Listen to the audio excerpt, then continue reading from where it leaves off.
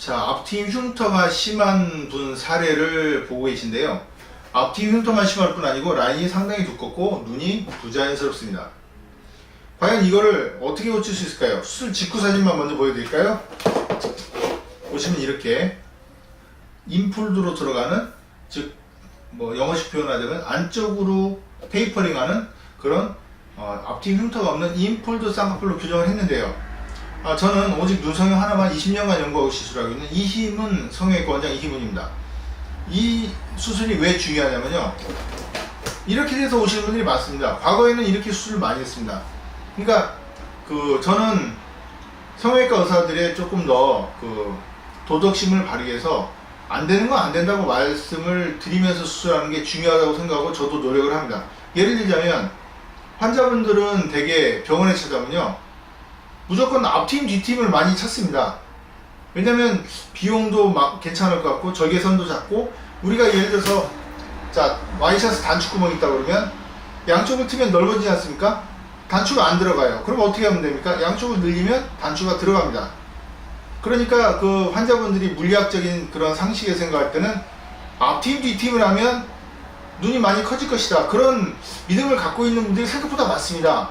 그게 환자분들의 단순한 그런 물리학적인 사고에서 나온 것인지, 아니면 홍보에 따른 그런 영향인지, 즉 홍보를 하면 앞팀에서 눈을 크게 한다, 그런 거 자꾸 보게 되면 뭐 앞팀 뒤팀만 하고 쌍꺼풀 수술은 안 하겠다, 그렇게 이해하시는 분들이 많거든요.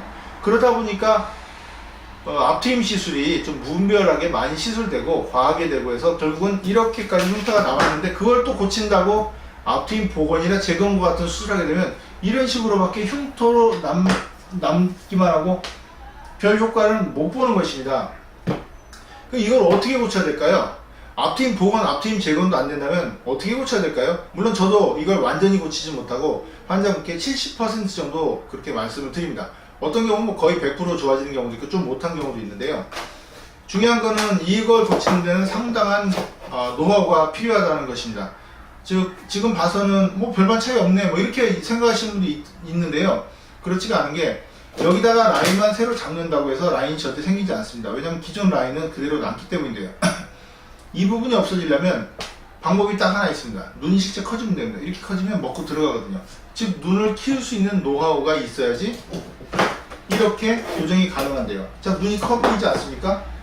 예를 들자면 지금 이 부분, 제가 거꾸로도 볼 수 있는 거는요, 이게 다 비치기 때문입니다. 저 등 때문에 등이 있거든요. 비쳐서 지금 거꾸로 보는 건데, 지금 이 부분이 흉터인데요, 이 흉터 부분을 없애려면 어떤 수를 써도 여기는 흉터만 더 남습니다. 오히려 앞팀 복원 제거를 하면 이렇게 막히게 되기도 하는데요, 이게 만약에 이렇게 넓어진다 그러면, 클로즈업이 안 돼서 정확히 안 보이겠습니다만, 이게 만약에 이렇게 넓어진다 그러면 이렇게 흉터를 먹고 들어가서 인폴드 쌍꺼풀이 될 수가 있는 것입니다.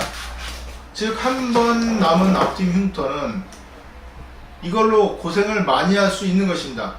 그래서 앞팀 흉터를 애초에 안 남기기 위해서 안쪽에서만 살짝 잘라내는 그런 앞팀도 있고, 그런데 기존의 그런 Z 성형술, Z 피판술이라는 그런 게 있는데, 그런 방법으로 수술하게 되면 흉터가 좀 남습니다. 뭐 어떤 분은 좀 덜 남기도 하는데, 많이 남는 분들은 이렇게 아웃폴드로 빠지면서 두꺼운 쌍꺼풀이 되는 것입니다.